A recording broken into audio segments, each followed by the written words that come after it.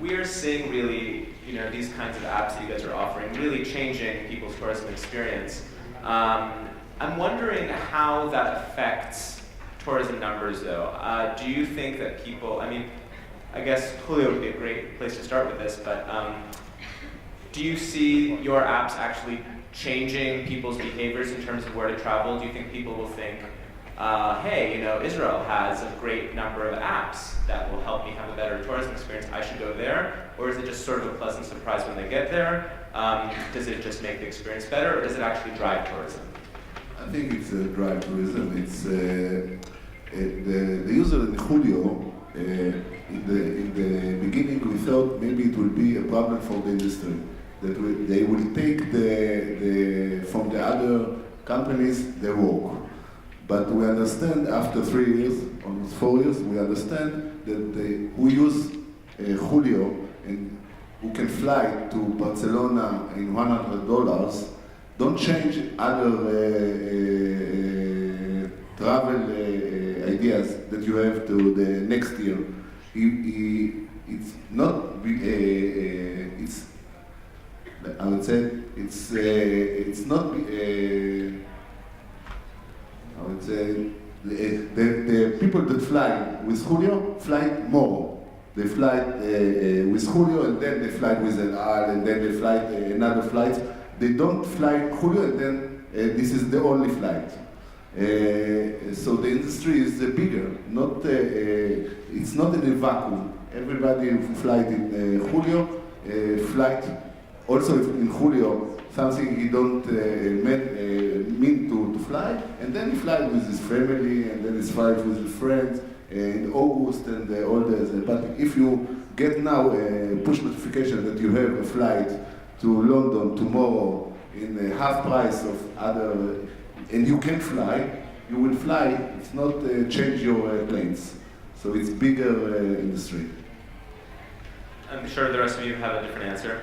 No, I think that to follow the same thing, one of the questions is whether you generate or create a new market as a result of your app, or whether you change behavior actually within the existing behavioral pattern. And I think just again, giving Get as an example, or using some of our competitors, any of the other apps out there, as a tourist you now are much more mobile. It's easier, it's cheaper, you don't need to use local currency, you can just use your app with its e-wallet.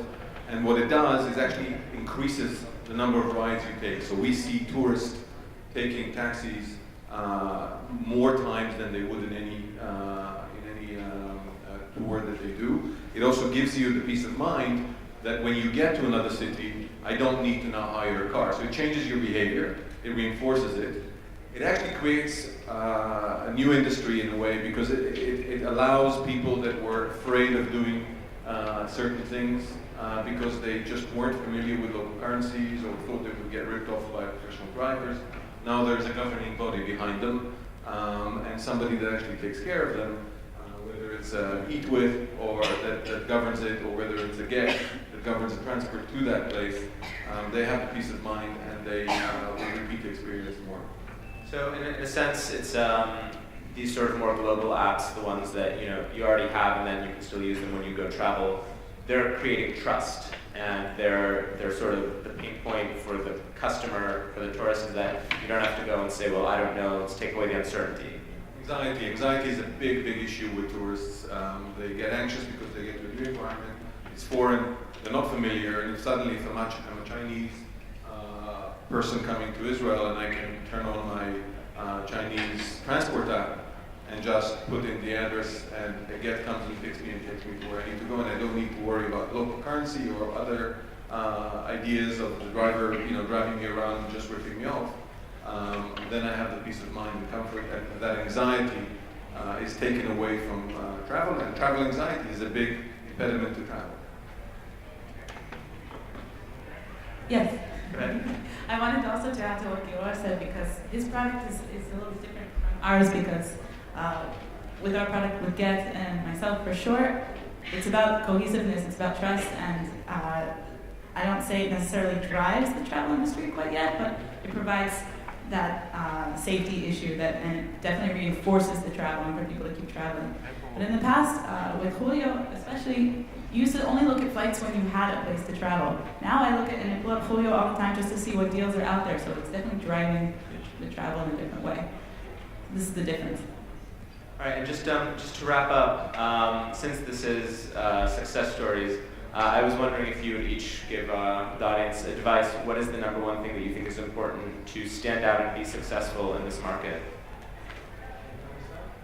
I think one of the most important things for Israel is that whenever tourists come to Israel, we give them a sense of comfortable, easy to use Pango. But the most important thing for us as Israelis is getting an idea, wow, this is amazing. How come I don't have it in my country? So we get a lot of ambassadors for Israeli high-tech industry.